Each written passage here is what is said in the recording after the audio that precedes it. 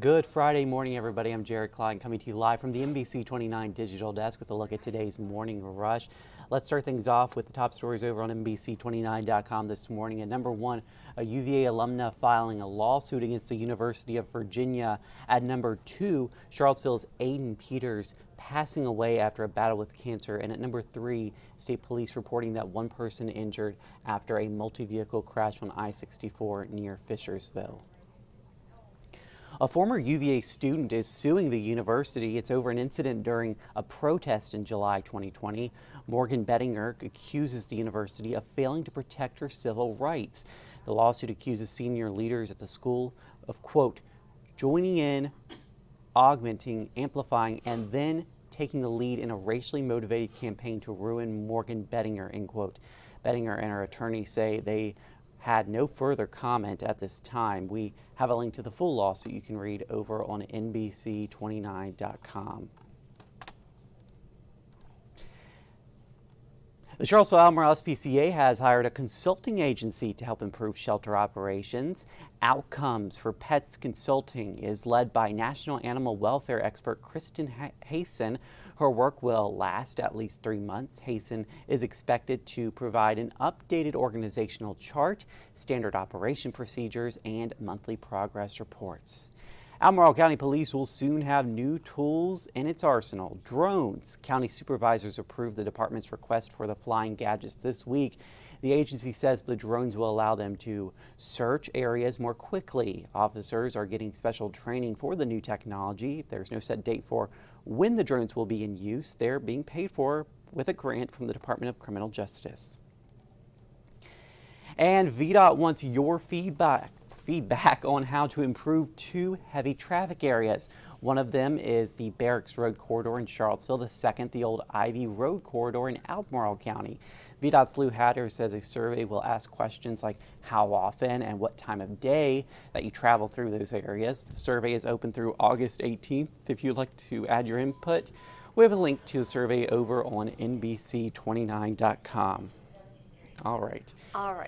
So thinking about climate change, and as we try to combat and fight climate change, there's going to be some job areas that are going to become very important. So if you're looking for a job, these might be fields to look into. So electrician, HVAC technician, plant breeder, carpenter, plumber, traffic engineer, prescribed fire technician, hydrologist, gardener, disaster preparedness coordinator. So those kind of make sense. It's all, kind of keeping your home, people's homes up and running, especially when a disaster strikes and people might lose power and that sort of thing.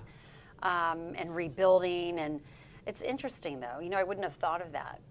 Yeah, I wouldn't have either, but I guess, yeah, you're right. I mean, these are the jobs that will become more necessary in the future with the changing climate, more natural disasters out there, more higher temperatures. Yeah, absolutely. And so environmental and sustainability studies are actually booming in colleges among millennials. Yeah. So they're starting to look into these going into these career paths, which, as we're going to see, is probably going to become very important for our future. So something to think about, especially if you have a child, Yeah.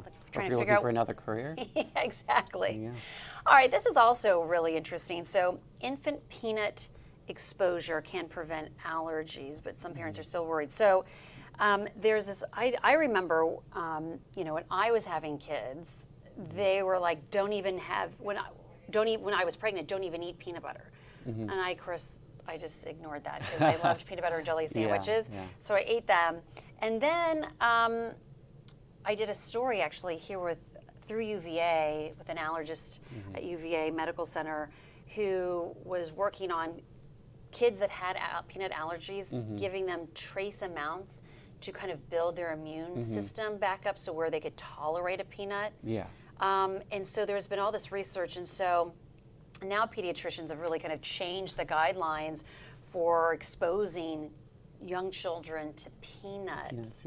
And at the time I had little children, and I remember this doctor at UVA even saying, just the residue, take the residue from a peanut can and just put a little bit in their mouth. So they start, and so this is becoming kind of like mainstream. Before it was like avoid peanuts at all costs, and now they're there's this, it's about introducing infants to peanuts between 4 and 6 months of age to prevent allergies.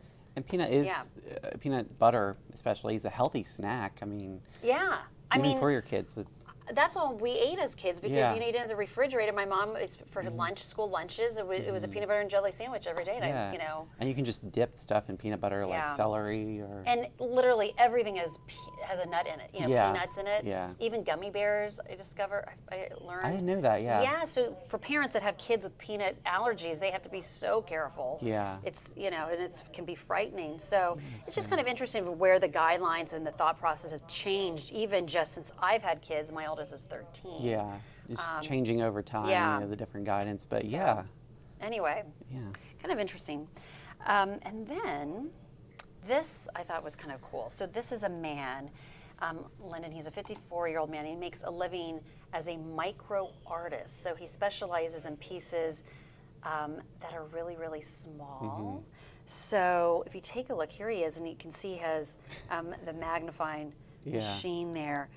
But so he will take, so that's actually inside a watch. Okay. And I think if you go to the next one, anyway, so he creates these images of art and puts them in tiny places. So that's the needle, the eye of a needle. Yeah. And you can see how small it is. His pieces are, and you can go and look at them.